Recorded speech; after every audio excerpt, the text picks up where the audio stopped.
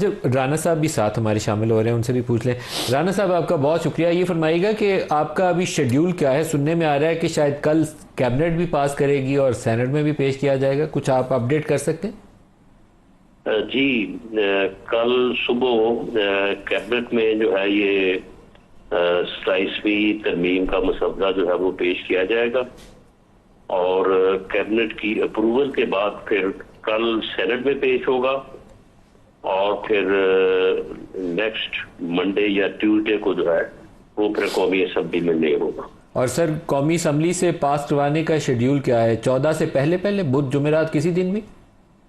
बहरहाल देखें, इसमें जो क्योंकि ये पेश होने के बाद स्टैंडिंग कमेटीज को रेफर होगी और स्टैंडिंग कमेटीज में कम से कम 2 दिन जो है वहां पे इजलास में ये चीजें डिस्कस होंगी और स्टैंडिंग कमेटी से जब ये वापस आएंगे तो फिर मेरा ख्याल है 1 दिन चाहिए होगा हाउस में। तो अगर ये सेनेट से बाई मंडे या ट्यूसडे पास हो जाता है तो उसके बाद फिर आगे 3 दिन जो है वो कौमी असम्बली को भी कम से कम चाहिए हो। तो वीकेंड तक पास होने के इम्कानात मौजूद हैं? जी, यही टाइमलाइन है, लेकिन इसमें कोई चीज जो है वो पार्लियामेंट से मुतल्लक कोई प्रिडिक्ट या डायरेक्ट तो नहीं की जा सकती, लेकिन बहरहाल जो एक अमूमी जिस तरह से कोई एक प्रोग्राम बनता है तो सोच इसी तरह से है। राना साहब, इसमें 6-7 बड़े नुकात हैं। आईनी अदालत है, आर्टिकल 243 है, NFC वार्ड का रिव्यू है, इसी तरीके से पॉपुलेशन के हवाले से इकदाम हैं, यकसा निसाब तालीम की बात की जा रही है, एग्जेक्टिव मजिस्ट्रेसी की बात की जा रही है, फिर जजेस के तबादले वाला कॉन्सेप्ट मौजूद है। एक एक करके अगर आपसे पूछ लूँ, 243 आप क्या करना चाहते हैं? 243 में हम कुछ नहीं करना चाहते। ये ऐसे खामखा लोगों में जो है वो एक अबहाम और एक खौफ की सी जो है वो सूरत हाल पैदा की जा रही है। आप 243 जो आर्टिकल है वो पढ़े, वो इससे मुतल्लक तो है ही नहीं कि वो कोई आईनी रोल दे जो है वो आर्म फोर्सेस को। वो उनकी अपनी तरतीब है, जो चेन ऑफ कमांड है, जो यूनिटी ऑफ कमांड है, उससे मुतल्लक है। और मार्का हक और इसमें जो ये हमें कामयाबी मिली है बयानुल मरसूस में, तो उसमें जो एक्सपीरियंस हुआ है कमांड स्ट्रक्चर के बारे में, उस बारे में यानी इंटायरली प्रोफेशनल, नथिंग पॉलिटिकल, वो कुछ चीजें जो है वो उनकी तरफ से यानी अदारे की तरफ से जो है वो सिलेक्ट की जाएगी, जिसका अदारे के अलावा किसी स्ट्रक्चर से किसी और मामले से कोई तल्लक ही नहीं होगा। तो उनको जो है वो सुबह कैबिनेट पहले उनकी अप्रूवल या उसके ऊपर गौर करेगी और उसके बाद वो पार्लियामेंट के सपोर्ट होगा। सर, ये चंद रोज़ पहले DG-ISPR से भी सवाल हुआ था चीफ ऑफ डिफेंस स्टाफ के ऑफिस के मुतालिक। चीफ ऑफ डिफेंस स्टाफ जैसे इंडिया में भी मौजूद है, उन्होंने भी वो बिपिन रावत को बनाया था, तो क्या पाकिस्तान में भी उससे मिलता जुलता ऑफिस हम कोई बनाने का तस्वुर है जो आपकी कैबिनेट के ज़ेरे गौर आए? देखिए, मैं समझता हूँ कि इसमें यूनिटी ऑफ कमांड और एक्सपीरियंस जो हमें हासिल हुआ है मार्का हक की कामयाबी में, उसके मुताबिक जो असरे हाजिर में जनरों के तकाजे जो है वो बदल चुके हैं। अब वो रवायती जो है वो जगह नहीं रही, कन्वेंशनल वार्स नहीं रही, और शायद यही वजह है कि वो चीज या वो एक एलिमेंट जो है वो हमारी मसल्ला ख्वाज में मौजूद था। तो उस वजह से हमें अल्लाह ताला ने सुरखरू किया, हमें कामयाब किया। तो उसको अब अगर एक वजाहत के साथ या एक यानी आईनी तरीक़ाकार के मुताबिक उसको परफेक्ट किया जा रहा है, तो ये एक मुल्क और कौम के दिफा के लिए जो है वो एक बेहतरीन मुकादमे है। और इसके ऊपर मैं समझता हूँ कि जब ये अब चीज सामने कल आ जाएगी तो इसके ऊपर जो है वो हम जो है वो विदाउट यानी एनी मसवदा जो है वो इससे ज्यादा बहस ना करें। सर मार का हक में अल्लाह ताला ने पाकिस्तान को बेमिसाल कामयाबी दी है, तो हमारी तो दुआ ये है कि अल्लाह पाक पाकिस्तान को महफूज रखे और जो भी चैलेंज है पूरी यूनिटी के साथ, पूरी कौम की तकसीम नहीं थी, 25 करोड़ लोग इकट्ठे थे, अल्लाह ने बेपना कामयाबी भी हमें दी। और पूरा अमरीकी सदर रोज़ कहता है पाकिस्तान ने क्या मार गया है। तो यूनिटी आपकी क्या पॉलिटिकल फोर्सेस के अंदर भी मौजूद है? मेरे पास याराम तरकई साहब भी बैठे हैं, तो क्या आपने उनसे भी कोई रब्ता कायम किया, उनसे मुशावरत किया?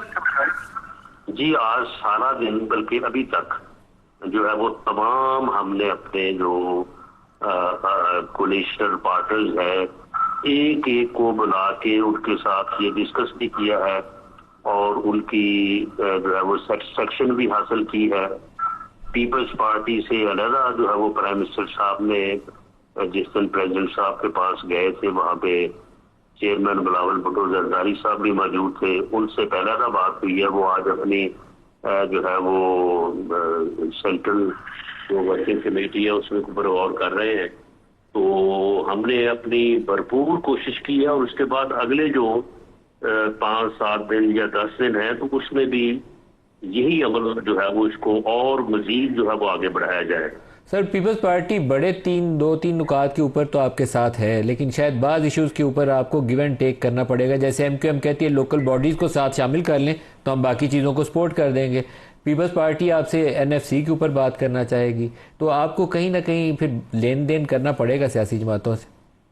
ये नदीम मलिक साहब, ये बात मैं आपके प्रोग्राम में ये अर्ज कर देता हूँ और मैं समझता हूँ कि सबको इसके ऊपर जो है वो इत्मीनान होना चाहिए कि कोई अमल जो है वो विदाउट कंसेंसस नहीं होगा।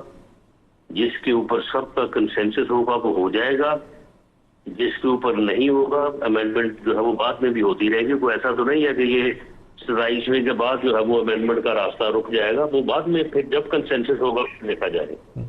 तो राना साहब, हमारे तो जो रिपोर्टर्स हैं उनकी इतला ये है कि 2-3 बड़े नुकात के ऊपर तो इत्तफाक राय मौजूद है, आईनी अदालत के ऊपर भी मौजूद है, आर्टिकल 243 के ऊपर भी मौजूद है, पीपल्स पार्टी भी ऑन बोर्ड है। क्या ये बात दुरुस्त है? आईनी अदालत के ऊपर तो आपके इल्म में है कि ये तो हमारा मुतालबा को आज का नहीं है, या हमारा फैसला आज का नहीं है। ये तो गालबन 2006-7 बल्कि उससे पहले 6 चार्टर ऑफ डेमोक्रेसी के अंदर ये तजवीज, चार्टर ऑफ डेमोक्रेसी में आपको पता है उसके ऊपर पीएमएलएन सेक्रेटरी है, पीपल्स पार्टी सेक्रेटरी है, जो है वो नेशनल अवामी पार्टी सेक्रेटरी और भी बहुत सारे जो है वो उसके ऊपर जो है वो पार्टी जो है वो मुतफिक हैं। तो इसलिए उसके ऊपर तो पिछली दफा सिर्फ इसलिए फर्क आया था कि मौलाना ने पीटीआई को ऑन बोर्ड कर लिया कि अगर आप बेंच के ऊपर रजामंद हो जाए तो फिर पीटीआई भी जो है वो इसके लिए वोट करेगी। तो हमने कहा कि चलो अगर ये ग्रैंड कंसेंसस हो जाता है तो बड़ी अच्छी बात है, और हमने मौलाना फजल रहमान साहब के साथ अदालत की बजाय बेंच पे एग्री कर लिया।